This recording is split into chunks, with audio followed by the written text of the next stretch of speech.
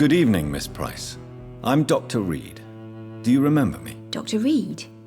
Yes, of course. You are the doctor who healed me and my mum. Good evening, Dr. Reed. Good to see you too, Carol. Are you all right? Oh, yes. I did not hurt myself recently. I know how to take care of myself now. I'm almost a grown-up. Why are you awake at night, Carol? I am helping my mother in her shop. It's not easy, but I'm a grown-up now. I'm sure your mother is grateful for your help. I do the best I can. But I'm so clumsy sometimes. I drop things. I injure myself. It's a good thing my mother has the patience of an angel. Why is work not easy? Is something or someone bothering you? Oh no, most people are gentle with me. But I'm so nervous sometimes. I pay no attention and hurt myself. Good thing my mum learned first aid. What can you tell me of the people living nearby? I don't speak to many people, except our customers.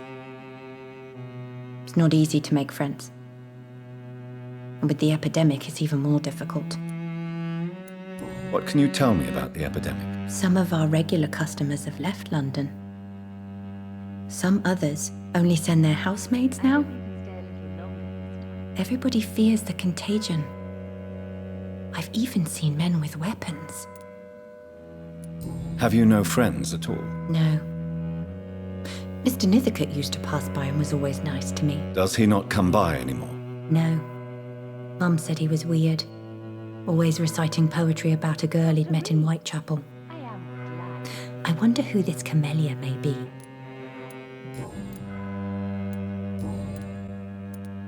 Do you enjoy working with your mother? Oh yes, Doctor. My mother raised me alone after my father died. We've always lived together, and she has always watched over me. Do you remember your father? No, I was just a baby then. My mother always told me how strong and good he was. Do you ever think about getting married now you're a woman? Oh no, Dr. Reed. Mum always says I'm still a child who has no idea how tough life can be. No husband would like a clumsy girl like me.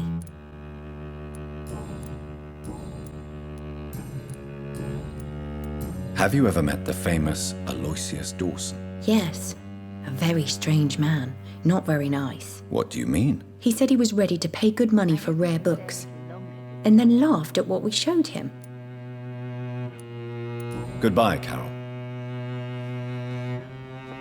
I am sorry, I can't help you, sir. Perhaps you should talk with someone else instead. It's locked, all right. Good evening, Miss Price. How are you tonight? Dr. Reed, I didn't know you had returned from the war. I had a new doctor when you left, but he's not as kind as you. Always glad to see a former patient in good condition. It's been a long time. Too long indeed.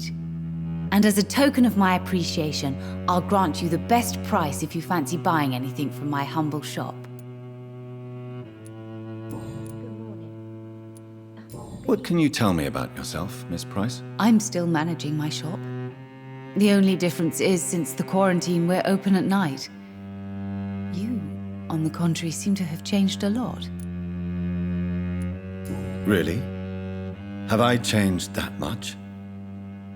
It must have been the war and the night shifts since my return. Don't get me wrong, Dr. Reed, you're still handsome. Just maybe a little bit wiser, more serious. It suits you well.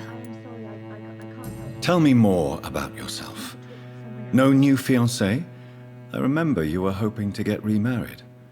I'm sure you must have a few suitors. Who would marry an old bat like myself with a grown daughter and a little business? As you know, I only fancy handsome men like yourself.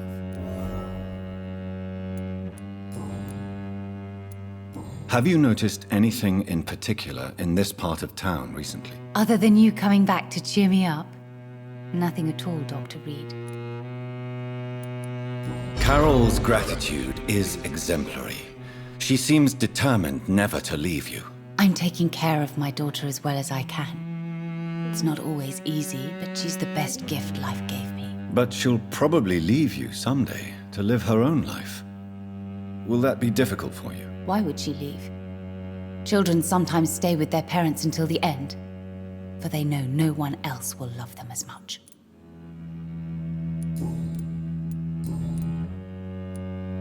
Does your daughter still worry you, Miss Price? I remember you were often concerned about her health when she was younger. Have you not seen Carol since you returned? She's almost a young woman now, but she'll always remain my sweet little baby. So you're less afraid? Some things never change. Carol is still too clumsy for her own good. Sometimes her innocence puts her in real danger. You have every reason to be cautious, Miss Price, especially in these difficult times. Maybe you could talk with her, Dr. Reed. It would be nice to have a man here more often. We would both feel safer.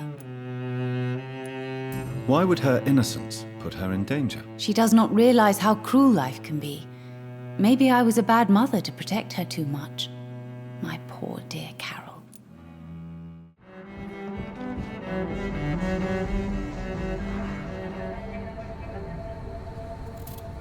Be careful, Carol. You're wasting good food here.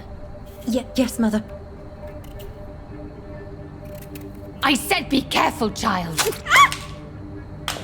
I'm sorry, sweetheart. Mummy has been so clumsy again. No, that's okay. It won't bleed for long. You're so pale. Are you feeling sick? Do you need to see a doctor? No, I'm fine. I already saw the doctor last week. Don't be silly. You must see a doctor. Just don't tell him how clumsy your mummy is, all right? I love you so much, my baby. I love you too, Mother.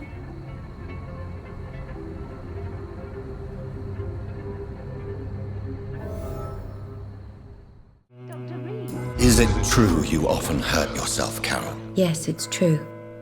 I try to behave, I really do. But one way or another, I always end up injured or wounded. I'm so stupid. Why would you be stupid? It's like I can't help getting under my mother's feet. That's how I end up being pushed, cut, or burned. You see, I'm a stupid girl, really. When exactly do these accidents happen? Ever since I was little. That's why I need to stay with Mum. I'm not capable of taking care of myself. You need to understand you are in danger, Carol. Your mother is responsible for all your injuries. That's a lie. She has always taken good care of me. She only gets irritated when I get under her feet. It's my fault. My mum loves me so much. Yes, Carol. Your mother believes she loves you as much as you're convinced she loves you. But you are both trapped in a toxic relationship that puts you in danger. What are you saying? That she lied to me all these years? That she wants me to be miserable? My mother has dedicated her life to my safety.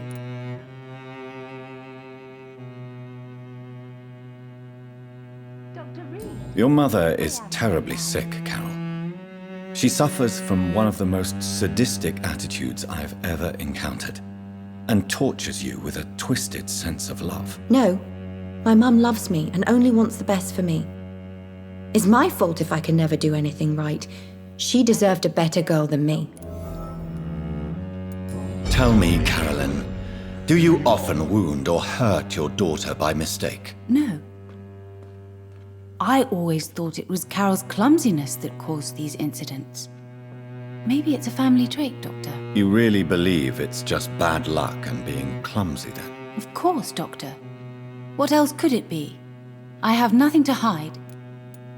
You are responsible for your daughter's many injuries and scars, Carolyn. You brutalize her, don't you? How could I abuse my own flesh and blood? This is nonsense. It would be like hurting myself. Speak to me, Carolyn.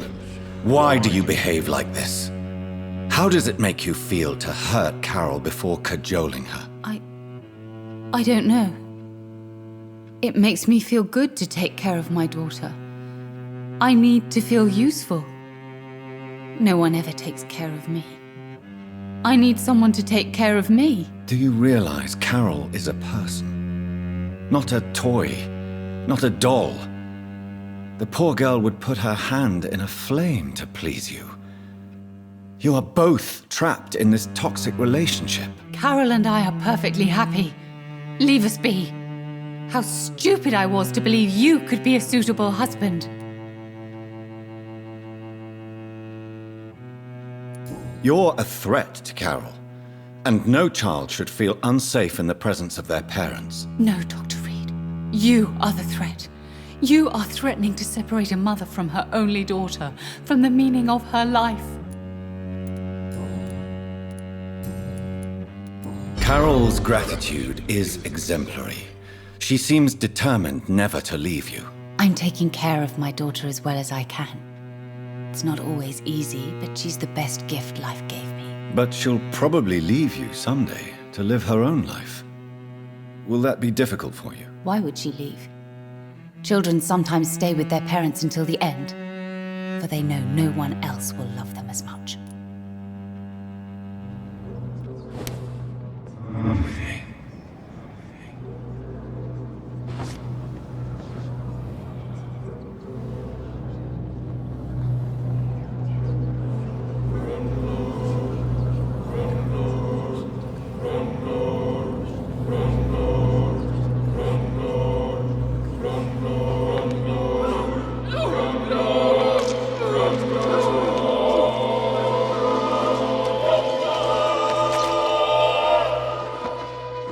Poor me. Oh no, poor me. I'm dying.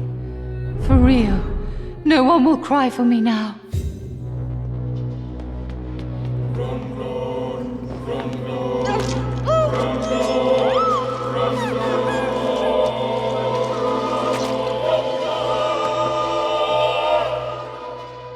Mother, where are you? I can't see. I'm so afraid, Mother.